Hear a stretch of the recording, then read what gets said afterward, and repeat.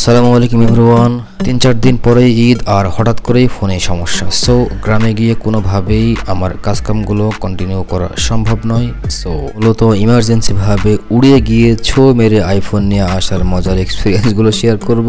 So let's start. And Eid হবে এবার অ্যাপেলের সাথে। করতেছি রাজশাহীর বিখ্যাত আম, সেই আম চত্বর থেকে। আর এখান থেকে এয়ারপোর্টের ডিস্টেন্স মাত্র 4 কিলোমিটার। সো সেজন্য একটি অটোতে উঠে গেলাম। বাইক তো নিয়ে আসিনি, কারণ এখানে বাইক রাখার সমস্যা, গ্যারেজ নির্দিষ্ট নেই। এইটা হচ্ছে বোর্ডিং পাস গেটের বাইরের অবস্থা। আগে আমাকে ভিতরে গিয়ে টিকিটটা প্রিন্ট করে নিতে হবে। অ্যাকচুয়ালি আমার যাওয়া এবং আসার টিকিট কনফার্ম করা ছিল, সেই জন্য ওনাকে জিজ্ঞাসা করলাম, কিন্তু উনি বললো যে না, এখানকারটা এখান থেকে নিতে হবে এবং আসারটা ঢাকা থেকে নিতে হবে, যেটা ভুলে গিয়েছিলাম আমি। দেন কিছুক্ষণ অপেক্ষা করার পরে আমাদের ফ্লাইট ঢাকা থেকে আসলো। Good morning everyone. আজকে হচ্ছে 26শে রমজান চলছে, কালকে হচ্ছে 27শে রমজান। আর এখানে হচ্ছে প্রচণ্ড সাউন্ড এখানে হচ্ছে। আর আমার এয়ার হচ্ছে ইউএস বাংলা। তো আজকে হচ্ছে সবাই তো ঢাকা থেকে ব্যাক করছে, আর আমি হচ্ছে ঢাকাতে ঢুকছি ইমার্জেন্সি কাজে। ইমার্জেন্সি হচ্ছে মেইনলি একটা ফোন, আর আদার্স কিছু তো আছে। জাস্ট ফোনটা কিনে আবার বিকালে ব্যাক করবো। 8:40-এ ফ্লাইট, আর নামবো হচ্ছে 9:40-এ। চলেন আমরা উঠে যাই।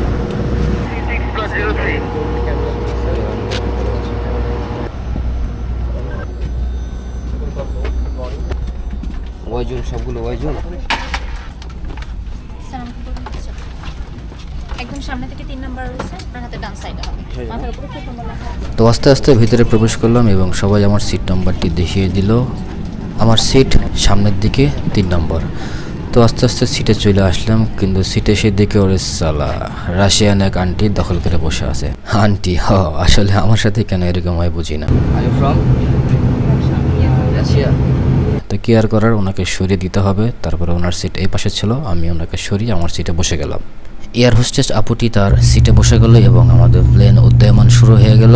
আর এখানে একটা বিষয় হচ্ছে, যদি আপনারা নতুন হয়ে থাকে, ফ্লাই করার সময় মনে হবে যে কলিজাটা একটু উপর দিকে উঠে যাচ্ছে, মানে একটু হাউস ফাউসের মতো ভাব হবে, কিন্তু এটা কিছু না, এটা নর্মাল বিষয়। আবার আপনারা আমাকে নতুন মনে করে ভুল করিয়েন না, আমার কিন্তু মাঝে মাঝে যাওয়া হয়। অবতরণকালে সকল প্রকার বৈদ্যুতিক জিনিসপত্র ব্যবহার হতে বিরত থাকুন। আপনি যদি জানালার পাশে বসে থাকেন, অবশ্যই জানালার ঢাকনাটি উপরের দিকে তুলে রাখুন। ধন্যবাদ। তো আমরা মোটামুটি উঠে গেলাম উপরে, আর এখন আছি টোটালি মেঘের মধ্যে। আর এই বিষয়টা হচ্ছে অনেকটাই এনজয়েবল, অনেক ফিল ভালো লাগবে অবশ্যই, কারণ বিমান উঠতে মেঘের ভিতরে, মেঘের উপরে, নিচে চলাচল করে। এটা আসলে দেখুন অনেক এনজয়েবল একটা টাইম। তারপরে আমরা প্রায় আধা ঘন্টার মধ্যে পৌঁছে গেলাম ঢাকাতে এবং ল্যান্ড করতেছি এখন। All of your personal belongings along with you. ভদ্রমহিলা মহোদয়গণ, আপনাদের মনোযোগ আরও একবার আকর্ষণ করছি। অনুগ্রহ করে সকল যাত্রী মহোদয় এক পর্যায়ে দাঁড়িয়ে যাবেন। যেহেতু আমি সামনের দিকে ছিলাম, সুতরাং সবাই নামার পরে আমরা আস্তে আস্তে নামতেছি। এই পাশে উঠবো, এটা হচ্ছে ভিতরে নিয়ে যাবে। ঢাকা এয়ারপোর্ট অনেক বড়, সেজন্য প্রতিটা এয়ারলাইন্সের জন্য এরকম একটি করে বাস আছে, যেটি এখান থেকে টার্মিনাল অথবা বোর্ডিং পাস পর্যন্ত নিয়ে যাবে। সুতরাং আমরা ভিতরে প্রবেশ করার পরে যে যার ইচ্ছা মতো সিটে বসে গেলাম এবং অনেকেই বড় বড় বিমান দেখে ভিডিও করতেছিল, সাথে আমিও। স্বাগতম ঢাকা। আমরা ভিতরে ঢুকে সোজা ওই পাশের গেট দিয়ে বের হয়ে যাব। পাঠাও, এই ব্যস্ত নগরীতে রাইড শেয়ারিং প্রতিষ্ঠান পাঠাও একটি গুরুত্বপূর্ণ ট্রান্সপোর্ট সার্ভিস, যেটা শুরু হওয়ার পর থেকে অ্যাজ এ বাইকার নিজের বাইক ছাড়া ঢাকায় ঢুকে কখনো বাসে উঠিনি। সরকারি আপডেট থাকার কারণে খুব দ্রুতই পৌঁছে গিয়েছি বসুন্ধরাতে, কিন্তু একটু টেনশনে ছিলাম যে আমার অর্ডারকৃত ব্লু টাইটেনিয়াম কালার নাকি পাওয়া যাচ্ছিল না। চলুন গিয়ে দেখি উপরে। বন্ধু কায়ম জয়েন হয়ে গেছে আমার সাথে। এই যে আবির ভাই জয়েন হয়ে গেছে আমার ব্লগে। আর 6 তলায় গিয়েছিলাম, এই যে ছবিতে গ্লাস দেখছেন, গ্লাসটা নিতে। ফোন যেহেতু নিতে আসছি, ফোন এখনও রেডি হয়নি। ফোন রেডি হতে একটু সময় লাগছিলো, এই জন্য আমরা গিয়েছিলাম। বাট এখন ফোনটা চলে এসেছে, iPhone 15 Pro Max blue titanium. অবশ্যই সে আশা করুন। জি দেখান, আরে মোবাইল দেখান দেখে নাকি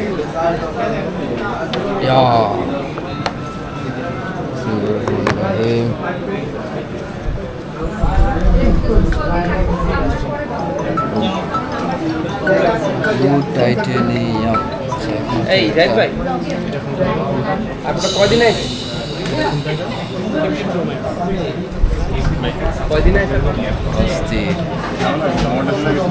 অ্যাপেলে শিফট করার ইচ্ছা না থাকলেও আসলে অ্যাট লাস্ট করে ফেললাম যেহেতু আমি অ্যান্ড্রয়েড লাভার তবে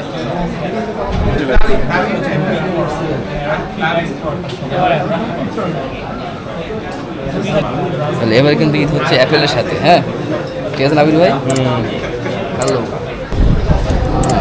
অন্যরকম ভাই স্টিকার একটা ও পটটা কিন্তু অস্থির মডেল কোনটা এই যে আমার ডিভাইস রেডি হচ্ছে।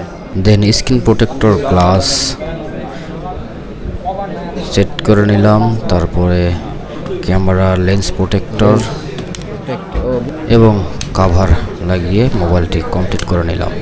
কাভারটি অনেক হার্ড, যেন পড়ে গেলেও মোবাইলে কোনো আঘাত না লাগে। ও আচ্ছা এই অফিসের না সব দেখা আছে না সিগনেচার কী করবো বাংলা না ইংলিশ? ফোন কিনলেন সাথে কিন্তু সালামিও দিয়ে দিয়েছে ভাইরা, বাহ গুড। ফোন কিনতে না কিনতে কিন্তু প্যারা শুরু হয়ে গেছে, আবার হচ্ছে সিম নিতে হবে। তো শেরে বাংলা থেকে সংসদ ভবনের অপোজিট থেকে সিম নিয়ে নিলাম। তো এখন আবার হচ্ছে ডাইরেক্ট চলে যাব এয়ারপোর্ট, আর সাথে পাঠাও হেল্প করবে এক ভাই। 4:30টায় ফ্লাইট, আবার হচ্ছে এয়ারপোর্টে ফেরত চলে এসেছি, আবার ব্যাক করতে হবে পাঠাও নিয়ে।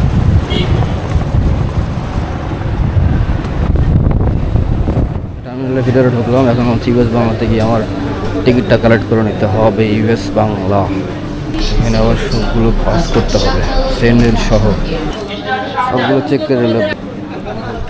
প্রচুর নয়েজ। এই তো নিয়ম মতো আমাদের ইউএস বাংলা এয়ারলাইন্সের বাস সামনে হাজির, আমাদেরকে বিমানের কাছে নিয়ে যাওয়ার জন্য। ফোন কেনা হলো, সব চেক আপ হলো, আইএমএ চেকার, ইনএক্টিভ চেকার। আর রোজার সময় খাওয়া দাওয়ার ঝামেলাও নেই, সুতরাং কোনো রকম দেরি ছাড়াই বিমানের কাছে চলে এসেছি। সব কিছু চেক করে নিলাম। এখন হচ্ছে দেখি, আমি তো মূলত অ্যান্ড্রয়েড লাভার আর আইফোন হচ্ছে প্রথম ইউজার আমি। তো আইফোনে কতটুকু টিকতে পারি জানি না, তো দেখি আশা করি অ্যাপেল লাভার হতে পারি কিনা। অবশ্যই দোয়া করবেন যেন ফোনটা ঠিকঠাক মতো ইউজ করতে পারি। ভাই কি ব্লগার নাকি ভাই? কি ভাই তাহলে কি নাম কি দেন? সে উইথ মোটো। তো সকালে এসেছি আর ইমার্জেন্সি এসেছি, এবং জাস্ট ফোনটা কিনেই কিন্তু ইমার্জেন্সি আবার ব্যাক ইউএস বাংলাতে 4:30 ফ্লাইট। ইনশাল্লাহ বাসায় যাই ইফতার করবো। আমাদের ছবি তুলতে হেল্প করলো আপু, আর ভাইয়া আছে তার ডিএসএলআরদের ছবি তুলছে।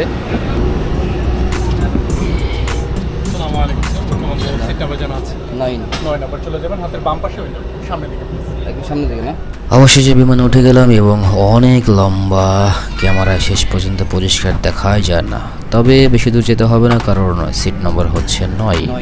আর এই কিউট এয়ার হোস্টেস আপু তো আছেই আমাদের হেল্প করার জন্য, কিন্তু জাস্ট সালারা আবারও দেখি একই অবস্থায় এই টাকলু আঙ্কেল আমার সিট আবারও সকালের মতো দখল করে বসে রয়েছে। স্যার এখানে মেনশন করা আছে A4 উইন্ডো এন্ড C4 আই। জি স্যার। স্যার এখানে মেনশন করা আছে এটা হচ্ছে উইন্ডো সাইড সিট আর সি হচ্ছে আইল সাইড সিট। স্যার এখানে উইন্ডোর এখানে পাশে সাইন আছে, নিচে sign A is for window। ঠিক আছে, আমার সিট হচ্ছে জানালার সাথে। আমরা রানিং হয়েছি, কিন্তু বিমানের জানালাগুলো এত অপরিষ্কার ছিল যে বাইরে কিছু দেখাই যাচ্ছিল না। মহোদয়গণ, স্বাগতম আমার বন্দর রাজশাহীতে আপনাদের স্বাগত জানাচ্ছি।